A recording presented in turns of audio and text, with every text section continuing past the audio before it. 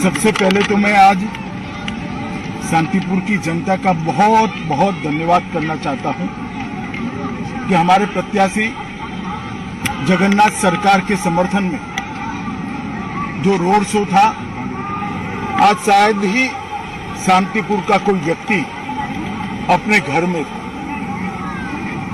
Bharatiya Janata party को जिताने के लिए, जगन्नाथ सरकार जी को जिताने के लिए पूरा शांतिपुर आज सड़कों पर आया था। मैं शांतिपुर की जनता का बहुत बहुत धन्यवाद करता हूं कि पौराणिक भूमि पर मुझे पूरा भरोसा है कि 2 मई को कमल खिलेगा और जगन्नाथ सरकार जी जीत कर आएंगे। बंगाल के चुनाव के चौथे चरण के मतदान में कल एक दुखद घटना हुई। एक बूथ पर कुछ अज्ञात लोगों ने हमला किया। सीआरपीएफ के हथियार लूटने का प्रयास किया और जब सीएपीएफ ने अपने बचाव में, अपने हथियार बचाने के लिए गोली चलानी पड़ी, इसमें 4 लोगों की एक मृत्यु हुई। ये बहुत दुखद घटना है। मगर इससे ज्यादा दुखद जिस प्रकार से इस घटना को पॉलिटिसाइज किया जा रहा है वो है। मैंने ममता दीदी के स्टेटमेंट देखे हैं।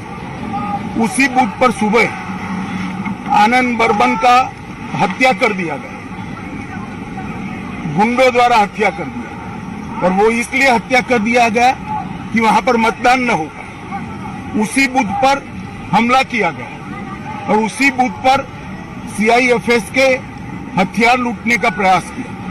मगर ममता दीदी सिर्फ 4 लोगों को श्रद्धांजलि देती है, आनंद बर्मन की मौत की उनको नहीं पड़ी।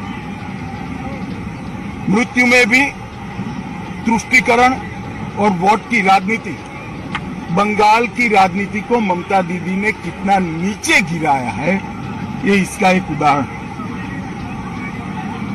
आनंद बर्मन मर गया, उसका भी हमें दुख है, और बाकी जो 4 लोग मर गए इसका भी दुख है। मृत्यु किसी की भी हो, वो राजनीति के परे होनी चाहिए। परंतु आनंद बर्मन पर ना एक भी आंसू बहाया, ना एक भी स्टेटमेंट किया, ना आज तक उसके मृत्यु पर श्रद्धांजलि या दुख व्यक्त किया।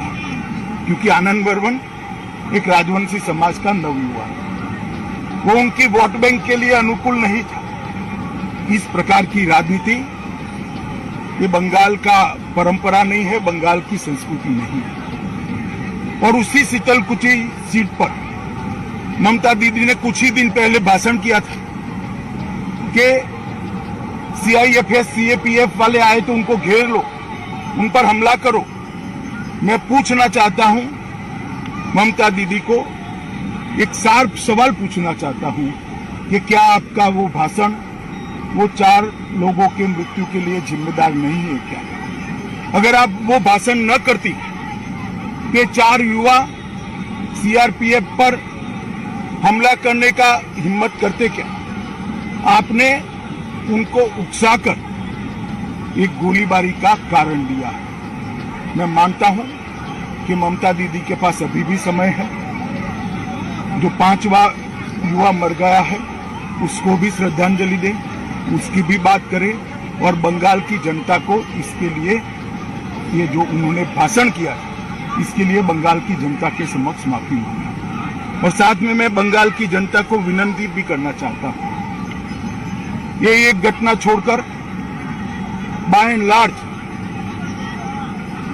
बंगाल का चुनाव शांतिपूर्ण ढंग से हुआ है। हालांकि कुछ भारतीय जनता पार्टी के कार्यकर्ता चुनाव के दौरान भी 5 से ज्यादा कार्यकर्ता मार दिए गए, इसके लिए भी ममता दीदी कुछ नहीं बोली। परंतु बंगाल का चुनाव शांतिपूर्ण हो रहा है, वो बंगाल में एक नई शुरुआत है। पहले कम्युनिस्ट और फिर तृणमूल कांग्रेस ने राजनीतिक हिंसा को बढ़ावा दिया है। बंगाल इससे बाहर आ रहा है। बंगाल की जनता को मेरा करबद्ध निवेदन है, बाकी के 4 चुनाव में भी शांतिपूर्ण ढंग से लोकतंत्र के उत्सव को मनाएं, चुनाव करें, अपने पसंदीदा प्रत्याशी को जिताएं और बंगाल के अंदर शांतिपूर्ण चुनाव का एक नया इतिहास सर्जने का काम करें। साथ में मैं बंगाल की जनता को ये भी वादा करना चाहता हूं कि 2 मई के बाद जब भारतीय जनता पार्टी की सरकार यहां मोदी जी के नेतृत्व में बनेगी, ये चुनावी हिंसा, राजनीतिक हिंसा हमेशा के लिए बंगाल को छोड़कर चली जाएगी, क्योंकि राजनीति हिंसा करने वाले लोगों को आप निश्चित रूप से परास्त करने वाले हैं। मैं फिर से एक बार शांतिपूर्ण चुनाव के लिए सभी को अपील करता हूं, सभी दल के कार्यकर्ताओं को अपील करता हूं कि चुनाव आयोग के बनाए हुए नीति नियमों के अनुसार हम चले, इसका पालन करें और चुनाव को शांतिपूर्ण रखें। धन्यवाद।